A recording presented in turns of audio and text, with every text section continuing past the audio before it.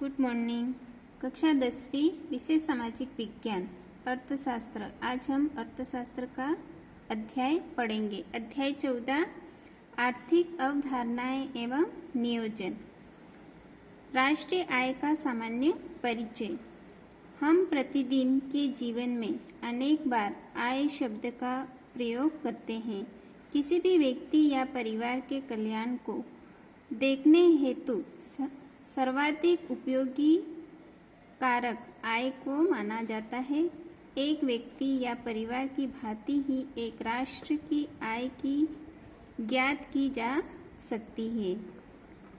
राष्ट्रीय आय की गणना एवं अर्थव्यवस्था के लिए निम्नांकित दृष्टि से महत्वपूर्ण होती है।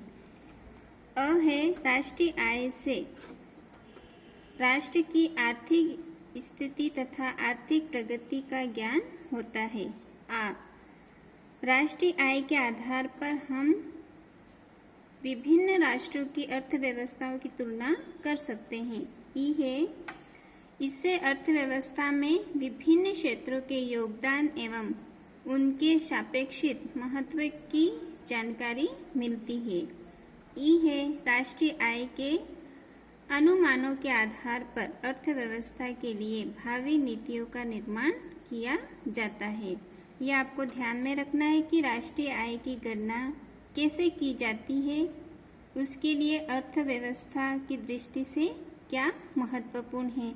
तो ये 4 जो पॉइंट है ये आपको ध्यान में रखने हैं। राष्ट्रीय आय एक अर्थव्यवस्था की आर्थिक निष्पादकता का मौद्रिक माप है। राष्ट्रीय आय कहलाती है। ये बोर्ड एग्जाम में आ चुका है।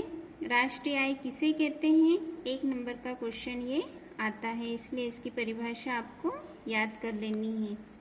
वैसे ही वित्त वर्ष यानी कि वित्त वर्ष कहाँ से कहाँ तक माना जाता है, ये भी बोर्ड एग्जाम में क्वेश्चन आ चुका है। भारत में वित्त वर्ष 1 अप्रैल से 31 मार्च तक होता है।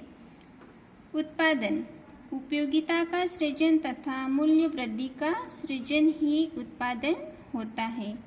प्रति व्यक्ति आय ये क्वेश्चन भी आ चुका है, इसलिए आपको इसकी परिभाषाएं याद कर लेनी है। प्रति व्यक्ति आय ज्ञात करने हेतु देश की राष्ट्रीय आय को उस देश की जनसंख्या से विभाजित किया जाता है। इसका सूत्र है प्रति व्यक्ति आय बराबर राष्ट्रीय आय बटा जनसंख्या। भारत में राष्ट्रीय आय की गणना कैसे की जाती है। भारत में राष्ट्रीय आय की सर्वप्रथम गणना दादा भाई नौरोजी द्वारा 1868 ईस्वी में की गई थी। यह आपको ध्यान में रखना है। स्वतंत्रता पश्चात भारत सरकार द्वारा श्री PC महालनोबिस की अध्यक्षता में अगस्त 1949 ईस्वी में राष्ट्रीय आय समिति का गठन किया गया था। यह भी आपको ध्यान में रखना है कि राष्ट्रीय आय का गठन कब किया गया था और किसकी अध्यक्षता में किया गया था। इस समिति ने अपनी रिपोर्ट 1951 ईस्वी में व अंतिम रिपोर्ट 1955 ईस्वी में प्रस्तुत की। सन 1955 ईस्वी के पश्चात केंद्रीय सांख्यिकी संगठन प्रति वर्ष राष्ट्रीय आय की गणना का कार्य कर रहा है। यानी कि राष्ट्रीय आय की गणना कब से की जाती है, तो 1955 के पश्चात से।